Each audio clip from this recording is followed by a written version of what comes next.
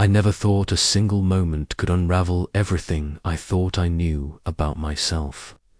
It was a Thursday evening, the kind where the air feels heavy with the promise of rain, and our cramped apartment smelled faintly of burnt toast from Rex's earlier attempt at dinner.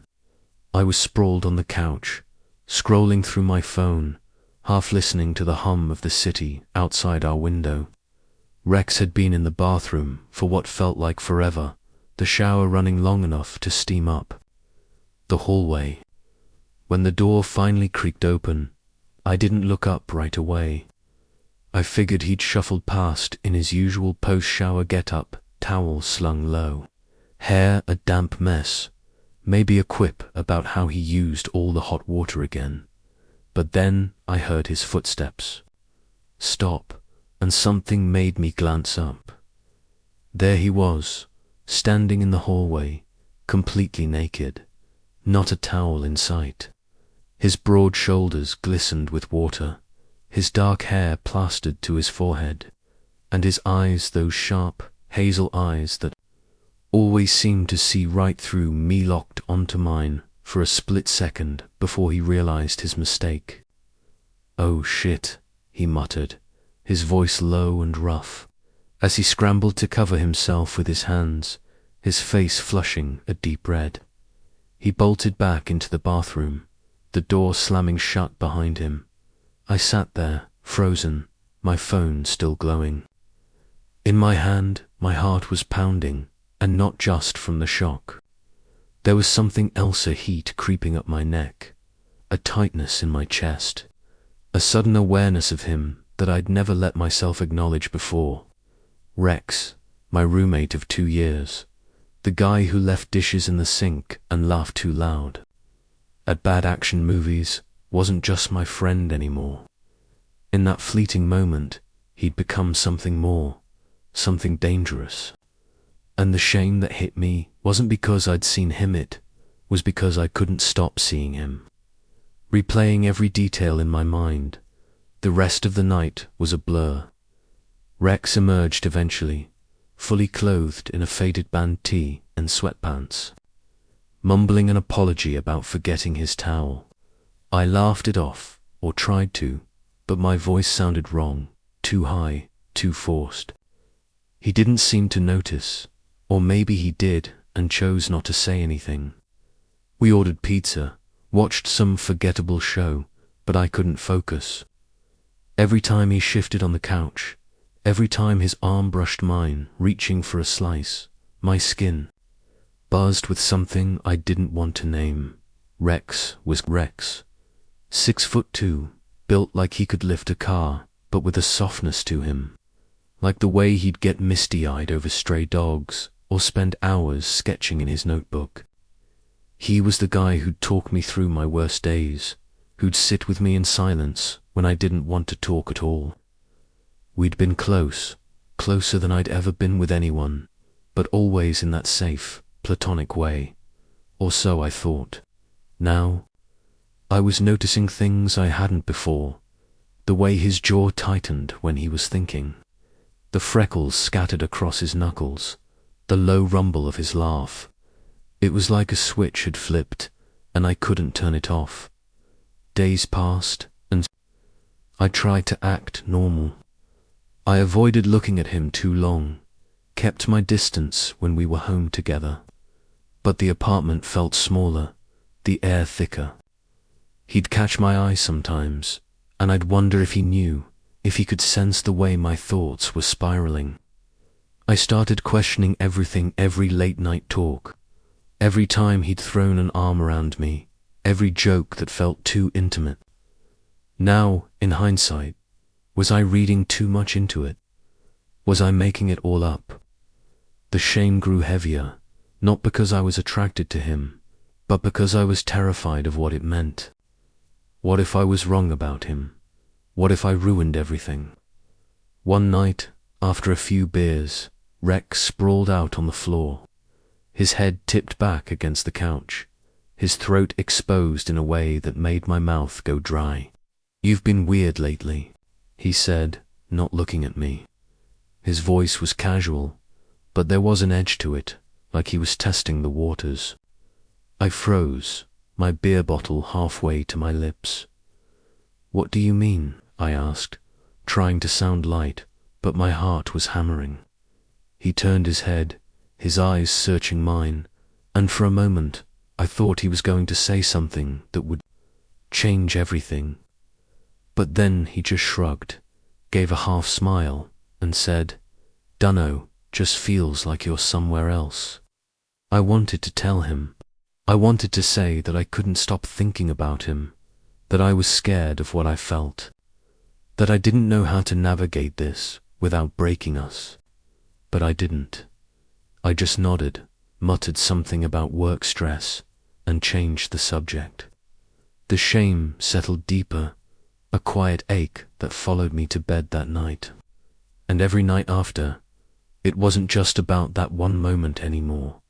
It was about all the moments that came after, the way I'd catch myself watching him, the way I'd lie awake wondering what it would be like to cross that line, to touch him, to know him in a way I'd never let myself imagine before. I was ashamed of how much I wanted it, and even more ashamed of how much I was afraid to find out if he wanted it too.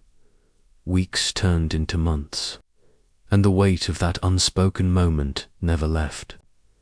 Rex and I danced around it, our friendship bending. Under the strain of things unsaid, he was still the same loud, messy, effortlessly charming, but there was a new tension between us, a current I couldn't ignore. I'd catch him watching me sometimes, his gaze lingering just a second too long, and it would send my pulse racing. Other times, he'd pull back, keeping conversations light, avoiding the late-night talks we used to have. It was like we were both holding our breath, waiting for something to break. I started noticing things about him I hadn't before, or maybe I just refused to see them. The way his hands moved when he talked, quick and expressive, like he was painting the air with his words. The small scar above his left eyebrow, barely visible unless the light hit it just right. The way he'd hum to himself when he thought no one was listening, some old song I didn't recognize.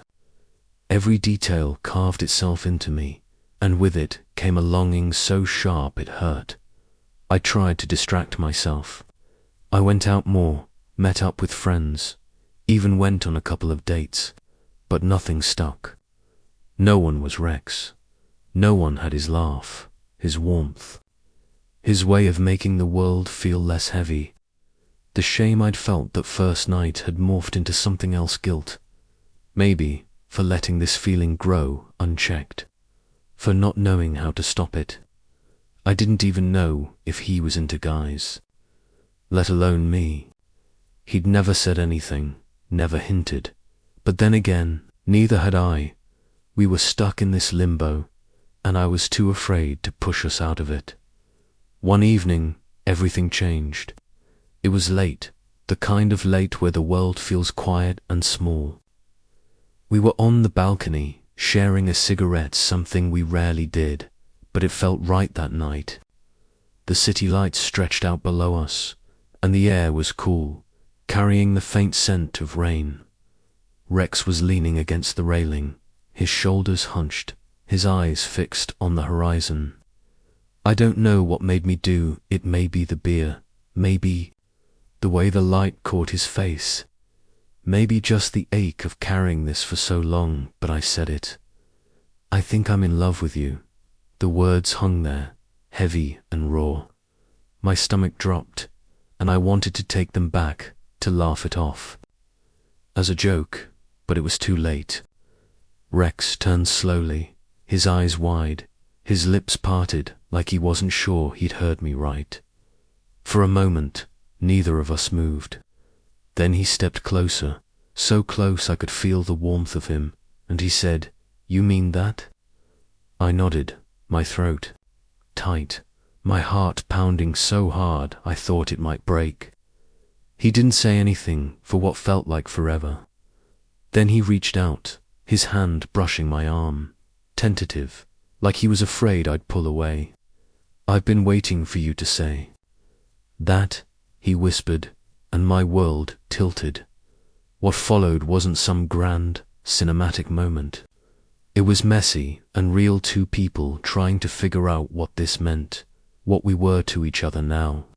We talked for hours that night, unraveling years of friendship, of moments we'd both misread, of fears we'd both carried. He told me he'd known he was gay for years, but hadn't known how to tell me, hadn't wanted to risk what we had. I told him about the shame, the longing, the way I'd been tearing myself apart over him. We laughed, we cried, we held each other in a way that felt both new and like coming home. The days that followed were a blur of discovery. We were cautious at first, learning each other in this new light, but the connection we'd always had only grew stronger. There were moments of doubt, of course fears about what this meant for us, for our future, for the world outside our little apartment. But there was also joy, a kind I'd never known, in loving him openly, in letting myself be loved back. The shame didn't vanish overnight. It lingered, a quiet reminder of the walls I'd built around myself, the truths I'd been too afraid to face. But with every touch, every shared glance, every moment we built together, it faded a little more. Rex wasn't just my roommate anymore, wasn't just my friend.